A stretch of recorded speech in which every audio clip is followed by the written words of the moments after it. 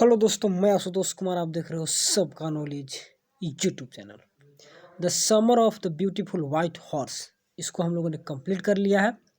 और अब इसका हम लोग क्या करेंगे, एमसीक्यू देखेंगे ताकि पूरा चैप्टर हम लोग का रिकॉल हो जाए। वैसे तो क्लास 11th वाले जितने भी स्टूडेंट हो सभी का एमसीक्यू भी आना है, यानी ऑब्जेक्टिव सवाल एग्जामिनेशन में आने हैं, जैक बोर्ड के जितने भी होंगे।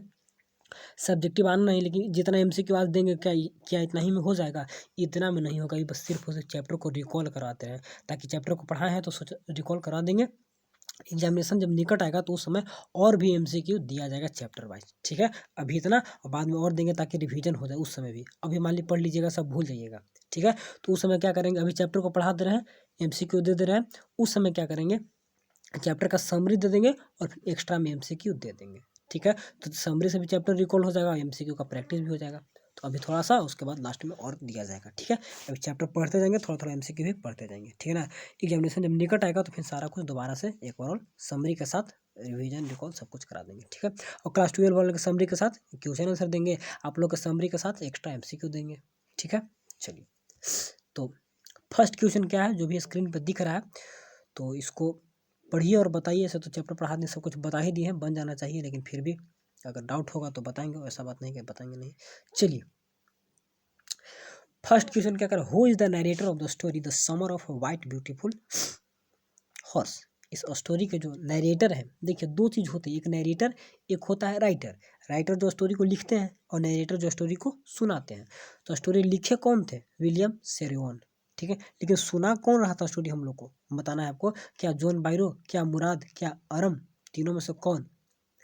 तो पढ़े होंगे तो मैं बताया था कि अरम जो है, अरम ही हम लोग को क्या कर रहा है, स्टोरी को सुना रहा है। तो अरम ही क्या हुआ यहाँ पर, नरेटर हुआ, ठीक है। फर्स्ट क्वेश्चन का आंसर देख लीजिए, अरम नरेटर, सही है, कोई दिक्कत नहीं है। चलिए, सेकंड क्वेश्चन देख लीजिए।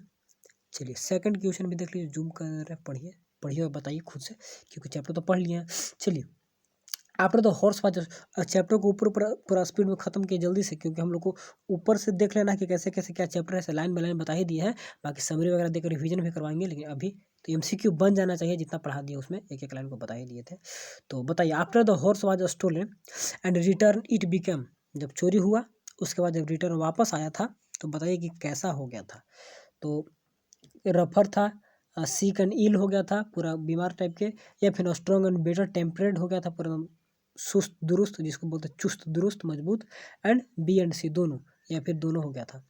तो बताना है यहाँ पर कैसा हो गया था, ठीक है। रफर तो था नहीं, मतलब बेकार टाइप का हो नहीं गया था। तो यहाँ पर ऑप्शन नंबर सी ही हमको लग रहा है कि करेक्ट होगा, बेस्ट होगा। तो देख लेते हैं कि ऑप्शन नंबर सी करेक्ट है, बेस्ट है, नहीं है, क्या है, देख लेते हैं एक बार। चलिए, ठीक है। थर्ड नंबर देखिए, when did the boy return the horse, जो लड़के थे कब हॉर्स को रिटर्न किए, तो बताना है कि रिटर्न कब किए। After the Aram learn to ride it, जब अरम सीख लिया कि कैसे हमको घोड़ा पर राइड करना है तो उसके बाद, या आफ्टर एन ईयर, एक साल के बाद, या आफ्टर 6 मंथ के बाद, या फिर after the rain into John Byro, या फिर जब जॉन बायरो के समय जब उन लोग उन्हीं की तरफ रैन जा रहे थे। रैन इनटू कहने का मतलब उन्हीं की तरफ जा रहे थे, एक बार रास्ते में दोनों मिल गए थे तो वहाँ पर। तो ठीक है, आफ्टर द रैन इनटू क्या है, जॉन बायरो। तो यहाँ पर यही होगा, फिर उनसे जब मुलाकात हुआ था तो उसी समय। तो option number D is the correct and best, ठीक है। चलिए, छोटा करते हैं थोड़ा सा इसको, ठीक है। थोड़ा सा बड़ा क्वेश्चन है लेकिन अच्छा है, पढ़िए इसको। चलिए, इंपॉर्टेंट है, पूछेगा एग्जामिनेशन में, हमेशा पूछता है। A suspicious man would believe his eye instead of his heart, इसका मतलब क्या होता है, what does it tell it. John Byro बोले थे ना, तो ऐसा क्या, कि जो शक करने वाला आदमी होता है वो अपने आंखों के बजाय, हर्ट के बजाय अपने आंखों पर विश्वास करेगा। तो ऐसा क्यों बोला था बताइए, ठीक। तो he believe in the honesty of the Garoghlanian family, की ईमानदारी पर उनको विश्वास था इसीलिए।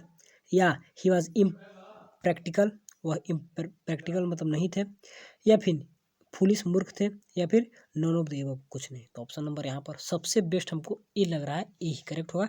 इसी के कारण बोले कि नहीं, मेरा जो दिल तो कह रहा है कि मेरा ही घोड़ा है, लेकिन जो आंख में हम देख रहे हैं, विश्वास कर रहे हैं कि इन लोग तो गेरगोनियन फैमिली से बिलोंग करता है, तो कैसे कह दे कि लोग चोरी किया है, ठीक है ना। उन लोग बोले थे कि मैं कह सकता था कि ये मेरा है, लेकिन जब क्या, जब आप लोग इस फैमिली से बिलोंग नहीं करते तब, ठीक ना। तो कहते थे कि हम कह रहे हैं कि मतलब कि इस टाइप से बोले थे ना कि आई वुड श्योर, मैं कसम खाते हैं कि इसे मेरा था, इस टाइप से स्टोरी पढ़े होंगे तो वहाँ बताए थे। तो चलिए, इसके बाद फिफ्थ नंबर देख लीजिए, he believe in the honesty of the Garoghlanian family. चलिए, गेरगोनियन जूम करते इसको भी देख लीजिए, फिफ्थ नंबर क्या है। चैप्टर रिकॉल हो जाएगा पूरा पूरा, ठीक है ना, जितना पढ़े सभी रिकॉल हो जाएगा। चलिए, at what time did Aram and Mourad ride the horse, किस समय उन लोग घुड़सवारी करते थे, बताइए। तो late night, early morning, evening या फिर आफ्टरनून आवर्स, दोपहर के समय, शाम के समय, सुबह के समय या फिर लेट नाइट। तो अर्ली मॉर्निंग का बात हो रहा था क्योंकि बोला था कि जल्दी चलो भोर होने वाला है, सब जगने वाला है जल्दी से, ठीक है ना। तो option number B is the correct and best, ठीक है, अर्ली मॉर्निंग, कोई दिक्कत नहीं। चलिए, who was the true owner of the house of the horse, horse का जो ट्रू नोअर था, ट्रू जानकार जो था, ज्ञाता था, कौन था। ज्ञाता का मतलब जिसका मालिक कौन था इसका, तो जो मालिक रहेगा वही ना नोअर रहेगा, या फिर ऑनर भी बोल सकता है, ऑनर कौन था या नोअर कौन था, जो रियल मालिक कौन था उसका। तो जॉन बायरू थे, या फिर फेटवाजियन तो ये तो किसान था पुराना वाला उधर का, या फिर डिकरन, हेलाबियन या फिर जोराब, तो इसमें से बताना कि कौन थे। तो उसका तो ऑनर जोराब तो मुराद का पिताजी थे ना, यहाँ पर option number A is the correct and best, ठीक है। ये तो इसका तो खेत था ना, इसका खेत में वहाँ पे अभी तो प्लेस सा था। और ये जो डिकरन हेलेबियन था, इसका तो वेनयार्ड था ना, जो अंगूर का बगीचा था, तो इसका तो वैसा कुछ नहीं, ठीक है ना। इसका तो पूरा फेमस खलिहान वगैरह था जो, अब इसका तो जॉन बायरो यहाँ पे जो, चलिए ठीक है, जॉन बायरो यहाँ पे करेक्ट होगा, आंसर में देख लीजिए। इसके बाद 7th नंबर, चलिए यहाँ पर, चलिए ठीक है, क्वेश्चन नंबर 7 देखिए, what sort understanding did Murad mention with horse, तो हॉर्स के साथ किस टाइप का अंडरस्टैंडिंग को मेंशन करता है मुराद। तो हॉर्स के साथ कैसा अंडरस्टैंडिंग को वह मेंशन किया था, तो उसके बारे में मेच्योर बताया था, हाँ मेच्योर है पूरा एकदम सख्त, क्या बोलते हैं मेच्योर, मैंने मेच्योर समझ ही रहे। और सिंपल एंड ऑनेस्ट बताया, या फिर कॉम्प्लिकेटेड या फिर डिफिकल्टी, तो घोड़ा के बारे में कैसा उसका थी था, तो मैंने हॉर्स के साथ उसका तालमेल कैसा था। तो सिंपल एंड ऑनेस्टी बताया कि एकदम आसान था, कोई उतना नहीं था घोड़ा के बारे में। तो सिंपल, साधारण, ऑनेस्ट, ईमानदारी वाला अंडरस्टैंडिंग उसके बीच में रखा था, घोड़ा के बीच में मुराद, तो ठीक है, यहाँ पर option number B is the correct.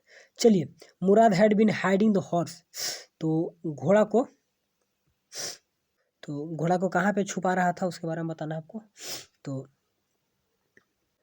तो इन ए स्टेबल में, या फिर इन अ बार्न ऑफ वेनयार्ड, यहाँ पर वेनयार्ड के खलिहान में, या फिर in secret place of his house के घर, या फिर नॉन ऑफ देव। तो कहाँ पर घोड़ा को छिपा रहा था उसके बारे में बताना है। तो कहाँ पे छिपा रहा था, इन ए बार्न ऑफ ए, क्या है, वेनयार्ड में, ठीक है ना। तो यहाँ पर option number B is the correct, ठीक है, वेनयार्ड अंगूर के बगीचे खलिहान में। What was the uncle Khosrove customary line, customary line यानी कि जो परंपरागत जो लाइन था उनका, क्या बोलते थे अंकल खुसरो।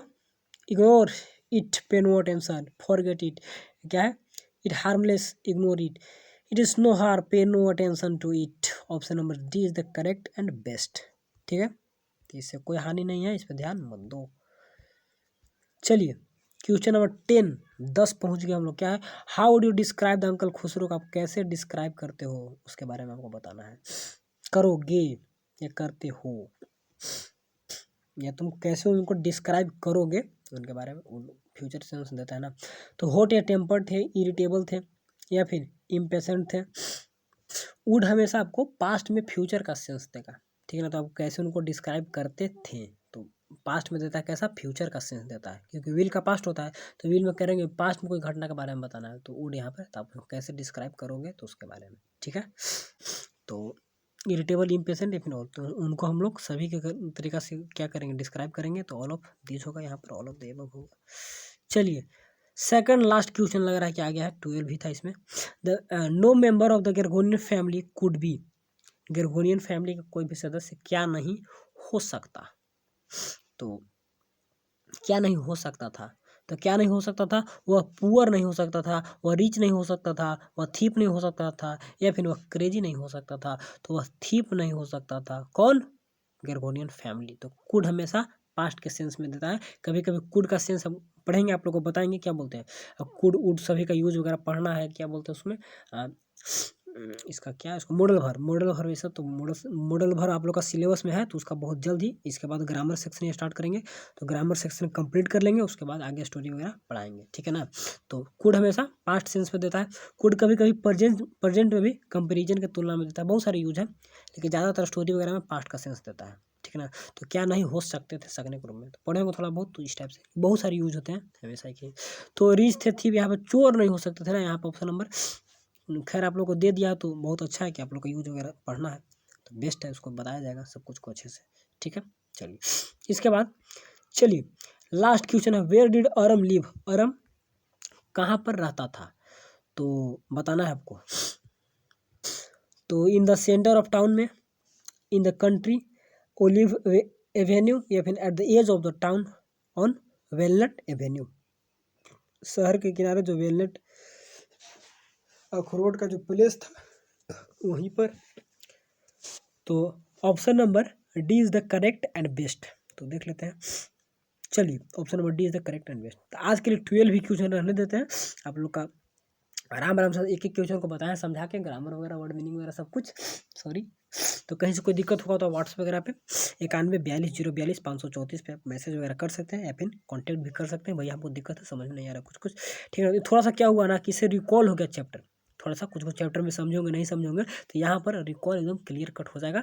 और एक बार और पढ़ लीजिएगा खुद से तो ठीक है, नहीं तो समरी वगैरह देख के लास्ट में रिवीजन करा के और MCQ भी दिया जाएगा, क्योंकि आप लोग का पूर्ण रूप से MCQ बेस्ड एग्जाम होना है, तो एक भी नंबर नहीं कटने दूंगा, बस मेरा वादा है आप लोग से। और 95 स्कोर किसी भी हाल में करना है। क्लास 12 वाले स्टूडेंट का 95 स्कोर मैंने इंग्लिश इकोनॉमिक्स में रखा है, आप लोग को मैं टारगेट रखा हूँ 95। आप लोग तो फिक्स हो गया, उन लोग तो सब्जेक्टिव हो गया, थोड़ा सा मुश्किल हो गया, 90 भी स्कोर कर लेता है तो बेस्ट है, लेकिन आप लोग तो किसी भी हाल में 95 स्कोर करना है तो करना है, कोई नहीं रोकने जा रहा है भैया, इतना प्लस किसी भी हाल में लाना है, क्योंकि आप सही बोलते हैं कि मानव जब जोर लगाता है पत्थर पानी बन जाता है। हम लोग का हाथ में सब कुछ है, हम लोग जैसा चाहेंगे जैसा सोचेंगे वैसा ही होगा, ठीक है। तो माइंड में बैठा लेना है कि कितना कैसे लाएंगे, मैं हर एक चीज़ को सिंपल लैंग्वेज में सबको समझा दूंगा, खत्म कर दूंगा, ठीक है। तो टेंशन नहीं लेना है। आज के लिए इतना ही, मिलेंगे अगले वीडियो में, तब तक के लिए वीडियो को क्या करिएगा, लाइक जरूर करिएगा, नए होंगे तो सब्सक्राइब करके जुड़ जाना है, ताकि अभी से लेकर आगे तक बढ़ते रहे और नंबर धाकड़ रिजल्ट धाकड़ बनाते रहे, ठीक है। तो चलिए थैंक्स फॉर वॉचिंग।